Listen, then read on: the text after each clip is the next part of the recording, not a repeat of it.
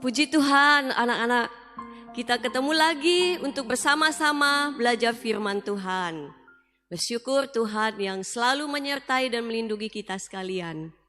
Nah, anak-anak, firman Tuhan pada pagi hari ini kita akan menyaksikan sebuah drama yang diambil dari kisah Lukas, kisah doa pemungut cukai dan orang Farisi dari kitab Lukas 18 ayat yang ke-9 sampai ayatnya yang ke-14.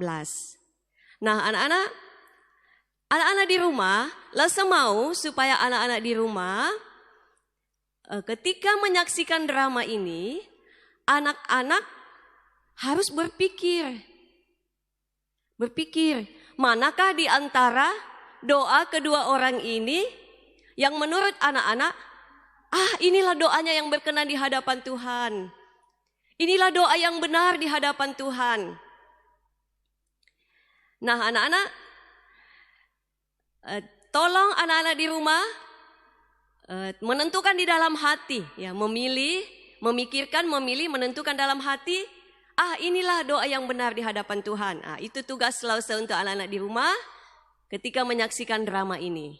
Oke, anak-anak, yuk kita saksikan.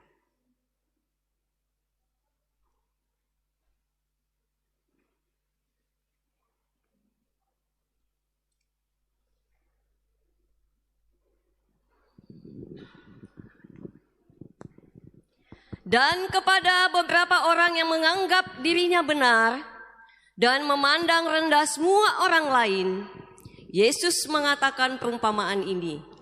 Ada dua orang pergi ke bait Allah untuk berdoa, yang seorang adalah Farisi dan yang lain pemungut cukai.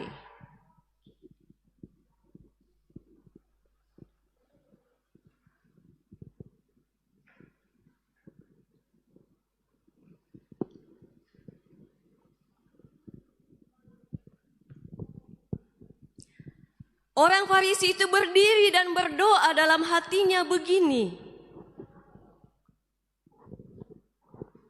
Ya Allah, aku mengucap syukur karena aku tidak sama seperti semua orang lain. Bukan pembohong, bukan pembunuh, bukan orang lalim, dan bukan juga seperti pemungut cukai ini. Aku berpuasa 2 kali seminggu dan juga memberikan persepuluhan di gereja. Tetapi pemungut cukai itu berdiri jauh-jauh. Bahkan ia tidak berani menengadah ke langit, melainkan ia memukul dirinya dan berkata, Ya Tuhan, kasihanilah aku ya Tuhan. Ampuni dosaku. Aku mau bertobat ya Tuhan. Ampunilah aku ya Tuhan.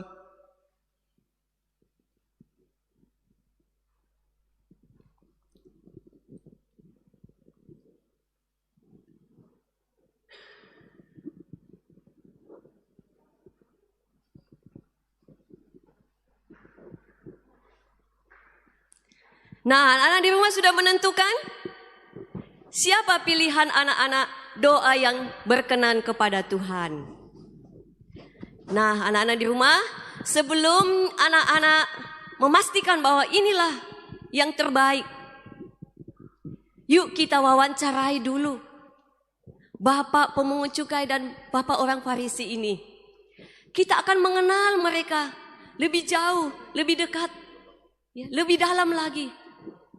Siapa saja mereka ini, siapa saja kedua tokoh ini, dan apa saja yang mereka lakukan di dalam hidup mereka sehubungan dengan ibadah mereka kepada Tuhan. Yuk kita undang pemungut cukai. Silakan. Kita mengundang Bapak orang Farisi untuk maju ke depan.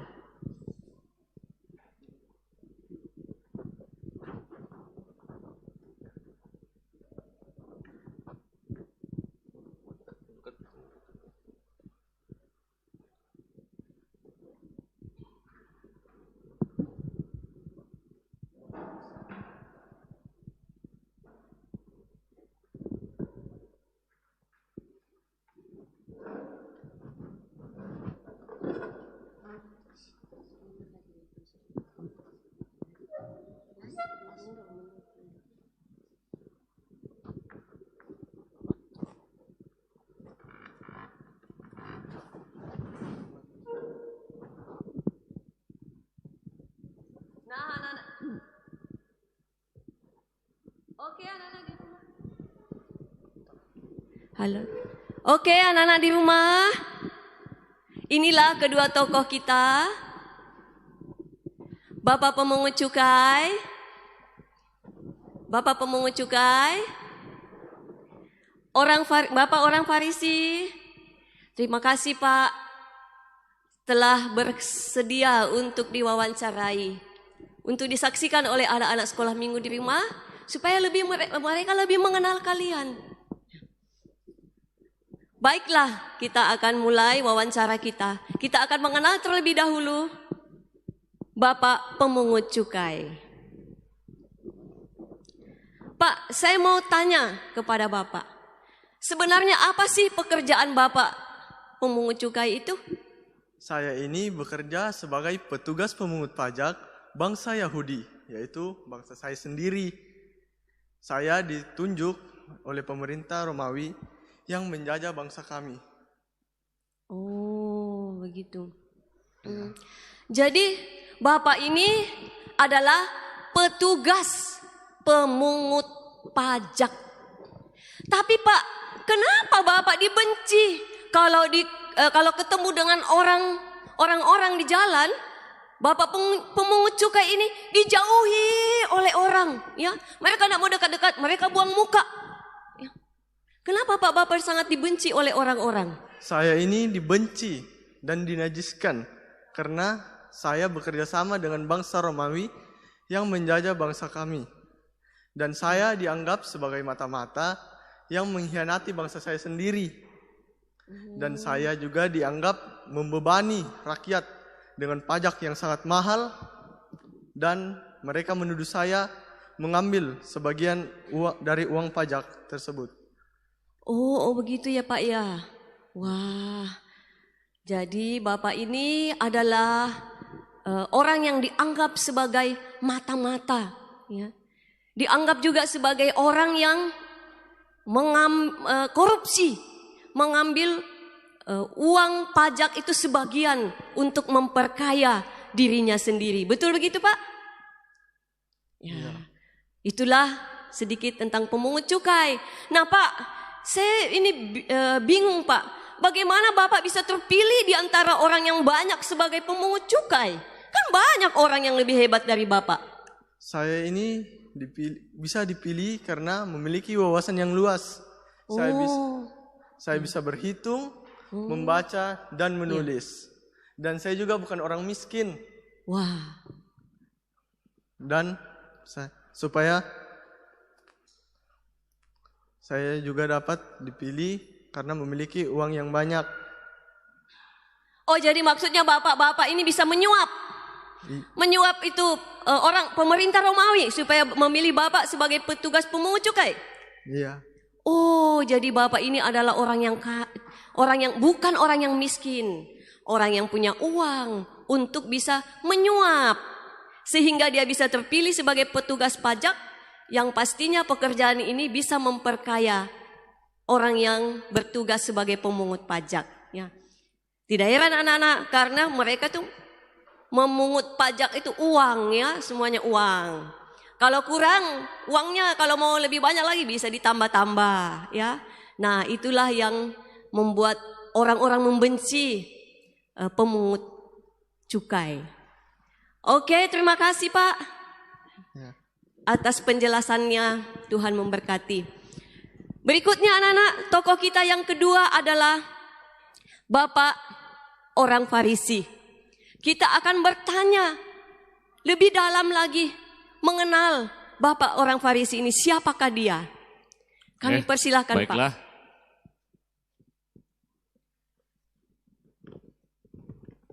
Karena pertanyaannya Lause banyak, ya. Jadi Lause sudah siapkan pertanyaan untuk Bapak orang Farisi ini. Nah, anak-anak, Bapak Farisi ini adalah orang yang terhormat, terpandang di masyarakat bangsa Yahudi. Nah, anak-anak, Lause sebelumnya mau menyampaikan satu ayat dari kitab Matius pasal 5 ayat yang ke-20. Ya. Bunyinya demikian. Matius 5 ayat 20. Slide. Ya, kita lihat sama-sama ya. Matius 5 ayat 20. Oke, anak-anak. Di situ dikatakan bahwa Tuhan Yesus mengatakan kepada orang-orang bahwa kalau hidup keagamaanmu tidak lebih baik daripada orang Farisi atau ahli-ahli Taurat, maka kamu tidak akan masuk di dalam kerajaan surga.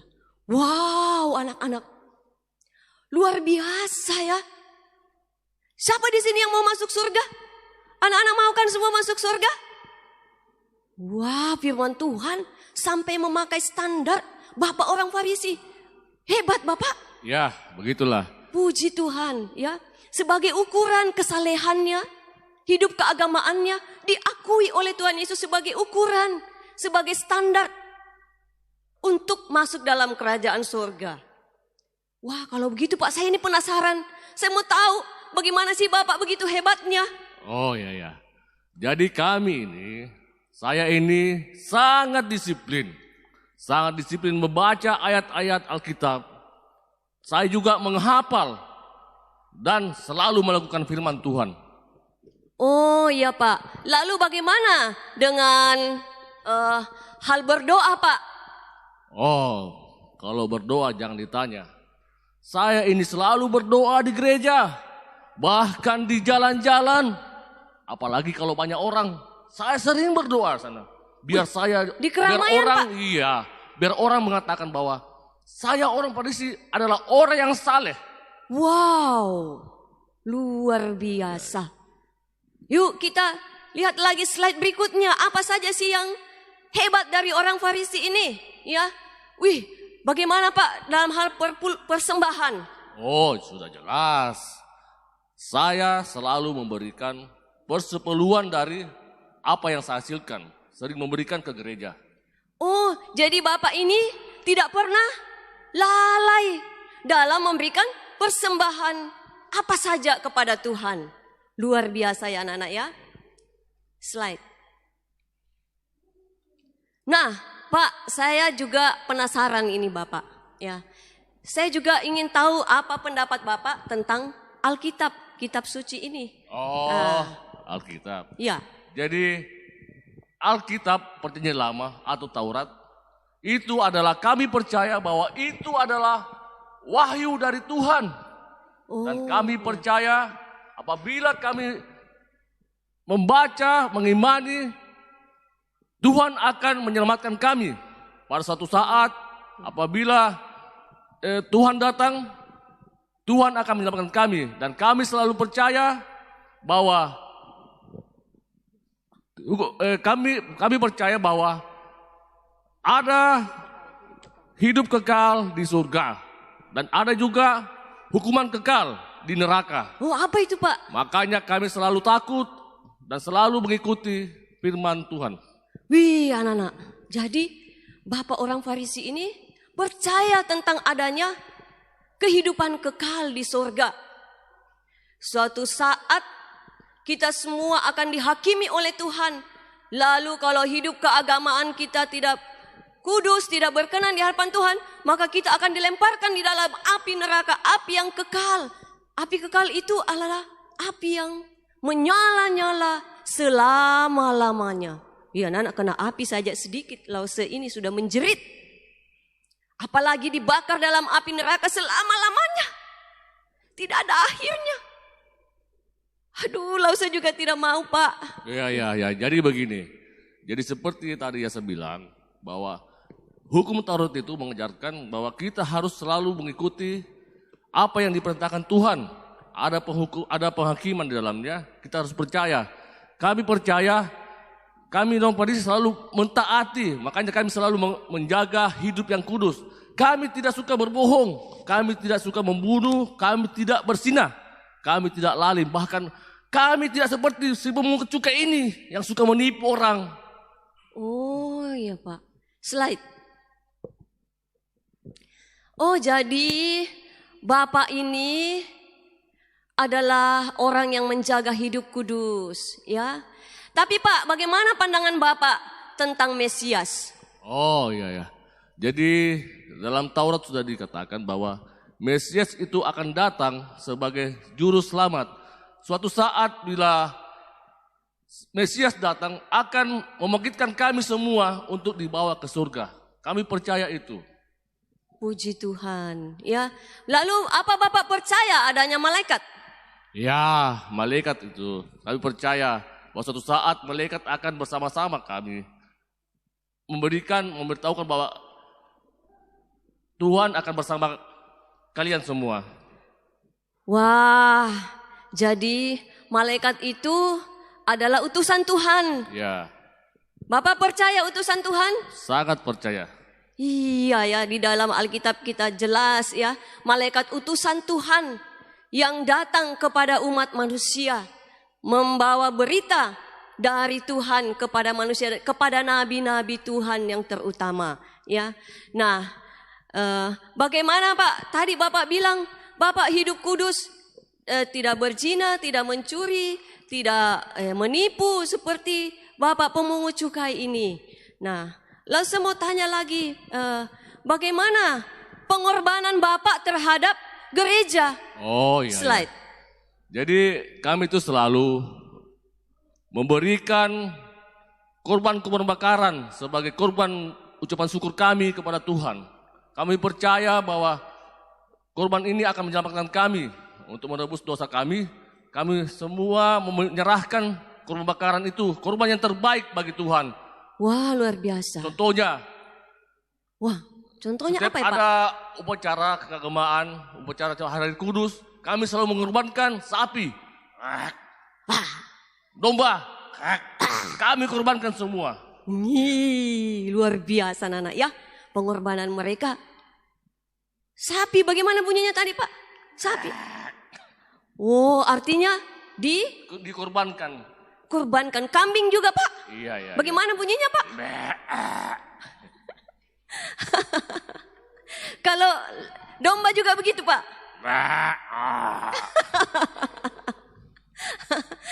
Anak-anak ini kita langsung melucu-melucu saja ya anak-anak. Tapi yang perlu kita ingat dari teladan Bapak orang Farisi ini, bahwa mereka sungguh serius ketika mereka mengorbankan persembahan korban kepada Tuhan yang bermakna ucapan syukur dan menebus dosa-dosa mereka. Oke Bapak, terima kasih. Apa masih ada lagi Pak? Ya, jadi saya pesankan kepada semuanya. Jadi ikutilah pengajaran kami. Kami seperti orang Farisi yang selalu tekun berdoa, tekun belajar Alkitab di gereja. Ya, jadi adik-adik juga di rumah supaya selalu membaca Alkitab, selalu berdoa dan selalu mengandalkan Tuhan Yesus. Ya, demikian. Puji Tuhan ya. Itu tadi yang di belakang adalah keterangan tentang orang Farisi masa kini yang sudah percaya Tuhan Yesus ya. Tetapi orang Farisi adalah orang yang pada zaman Tuhan Yesus adalah orang yang belum percaya kepada Tuhan Yesus, tetapi ada juga orang Farisi yang sudah percaya Tuhan Yesus ya. Nah, tetapi yang dimaksud di sini adalah orang Farisi itu adalah orang yang percaya tentang Mesias. Adanya Mesias yang akan datang untuk menyelamatkan umat manusia di muka bumi ini. Nah, anak-anak, demikianlah tadi 2 wawancara kita kepada Bapak pemungut cukai dan kepada Bapak orang Farisi. Nah, apakah anak-anak di rumah sudah menentukan? Apakah anak-anak di rumah sudah menentukan? Sudah memilih? Siapa kira-kira doanya yang dipilih oleh Tuhan? Siapa yang berkenan di hadapan Tuhan menurut anak-anak? Pemungut cukai atau Bapak orang Farisi tadi? Sudah? Nah, sekarang kita akan membaca apa yang dikatakan oleh Tuhan Yesus di Alkitab.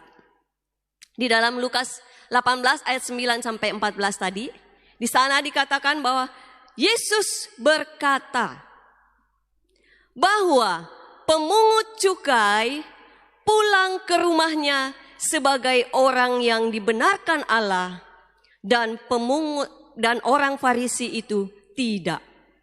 Sebab barang siapa meninggikan diri, ia akan direndahkan, dan barang siapa merendahkan diri, ia akan ditinggikan. Wah, anak-anak, ternyata Tuhan Yesus memilih doa pemungut cukai sebagai doa yang berkenan di hadapan Tuhan. Wah, anak-anak mungkin, wah kayaknya enggak mungkin nih, ya. Kalau melihat kesalehan Bapak orang Farisi tadi itu, waduh, luar biasa. Bahkan dijadikan standar oleh Tuhan Yesus sendiri. Apakah Tuhan Yesus salah memilih? Oh, bukan anak-anak ya. Tuhan Yesus tidak salah memilih. Kenapa? Anak-anak sudah tahu? Jawabannya kenapa Tuhan tidak salah pilih? Karena Tuhan memiliki sifat ilahi yang tidak dimiliki oleh manusia. Kalau manusia itu melihat apa yang di depan mata, ya, oh ini saya tahu ini, dia anak yang nakal, saya lihat sendiri. Tetapi Tuhan itu Allah yang maha tahu. Di antara kedua orang yang berdoa ini, tidak ada yang tahu apa yang ada di dalam hati mereka. Tetapi Tuhan tahu apa isi hati kita. Tuhan tahu pikiran kita. Nah, anak-anak, dalam hal ini ada yang salah di dalam hati Bapak orang Farisi. Bukan hidup keagamaannya yang salah, bukan. Tetapi hatinya. Hatinya. Dia berdoa bukan untuk dirinya sendiri. Dia berdoa untuk kehormatan dirinya sendiri. Ya, walaupun dia berdoa untuk Tuhan, tetapi dia berdoa untuk kehormatan dirinya sendiri. Dia memuji dirinya sendiri. Aku bukan pejinah. Aku bukan perampok. Aku bukan penipu seperti pemungut cukai ini. Wah, anak-anak. Dia meninggikan dirinya dan merendahkan orang lain. Nah, anak-anak, siapa yang berhak untuk menghakimi pemungut cukai? Bukan tugas kita, anak-anak. Yang menghakimi dia adalah Tuhan sendiri. Allah sendiri yang akan menghakimi mereka.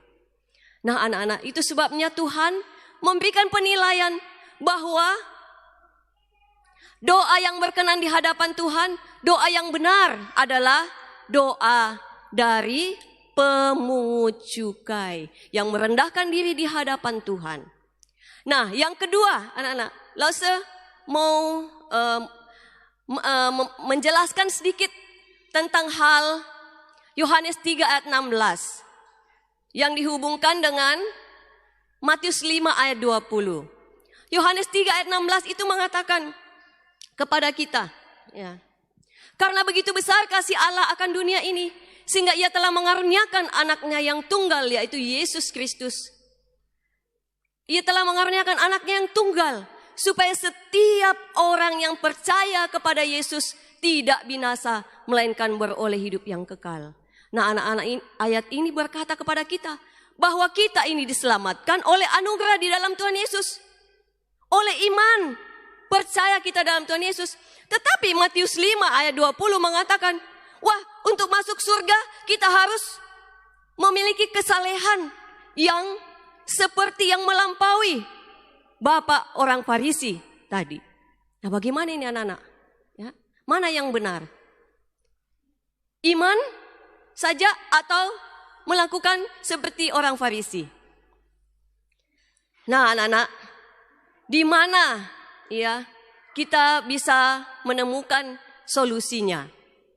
Jadi ini bukanlah sesuatu yang bertentangan, anak-anak. Ketika kita bicara tentang iman kepada Yesus, benar, itu yang terutama, itu adalah syarat mutlak bagi kita untuk menerima kerajaan surga. tiket untuk masuk dalam kerajaan sorga adalah percaya kepada Tuhan Yesus. Itu tidak dapat dirubah. Ya, itu adalah ketentuan dari Tuhan. Bahwa percaya Tuhan Yesus pasti masuk surga. Itu benar. Tapi anak-anak, intinya adalah terletak pada kata percaya. Yang dinamakan percaya kepada Tuhan itu bukan percaya hanya di mulut saja. Ya. Kalau kita percaya kepada Tuhan dan mengatakan, saya ini percaya Tuhan Yesus. Tetapi hidupku ini berzina, merampok, mencuri, membunuh, melakukan kejahatan yang dilarang oleh firman Tuhan. Nah, kalau anak-anak itu mungkin kita nakal ya, suka berkelahi, suka mengejek teman, ya, suka melakukan hal-hal yang tidak disukai oleh Tuhan, yang melanggar firman Tuhan.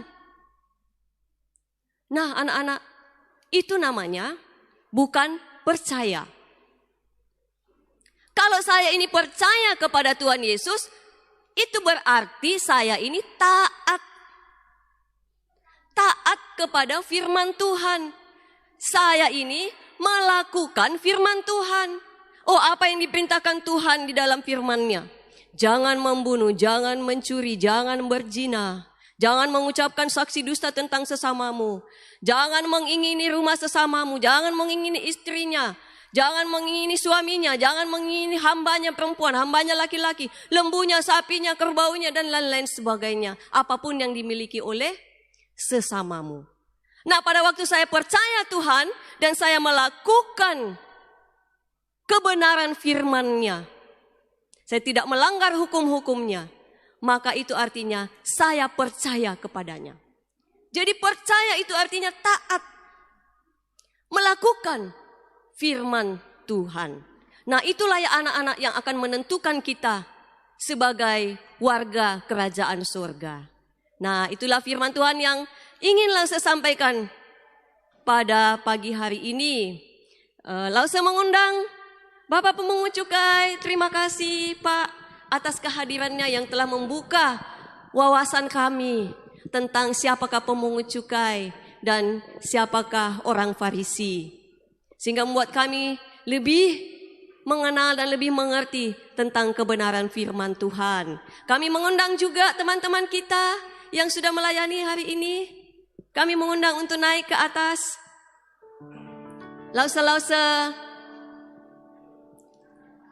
Kenso, Kinkin, Hanes, Gisya, dan Gisela. Kesana sedikit. Anak-anak di depan. Ya. Mas, udah masuk. Nah, anak-anak, inilah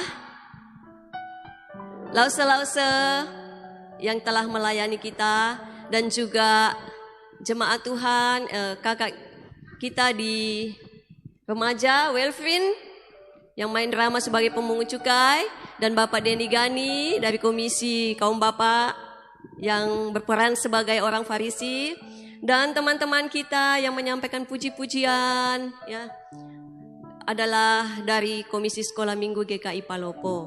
Puji Tuhan, kita diberkati Tuhan bersama-sama melayani Dia. Mari kita semuanya lipat tangan, tutup mata, kita berdoa. Tuhan Yesus, kami mengucap syukur dan berterima kasih kepadamu Tuhan, atas berkat dan cinta kasih-Mu di dalam hidup kami, yang telah memberkati hidup kami sampai pada hari ini. Dan kami pada saat ini telah diberkati oleh kebenaran firman Tuhan. Tuhan Yesus, ampuni segala dosa-dosa kami Tuhan. Kuduskan hidup kami dan bimbinglah kami selalu ke jalan yang benar, agar kami selalu hidup taat, dimampukan oleh Tuhan untuk taat dan melakukan kebenaran firman-Mu ini. Terpuji nama Tuhan. Sebentar lagi kami akan berpisah satu dengan yang lain. Mohon Tuhan beserta dengan kami. Minggu depan dapat bersama-sama lagi di dalam ibadah sekolah minggu. Terpuji nama Tuhan. Dalam nama Tuhan Yesus kami panjatkan doa ini. Amin. Shalom.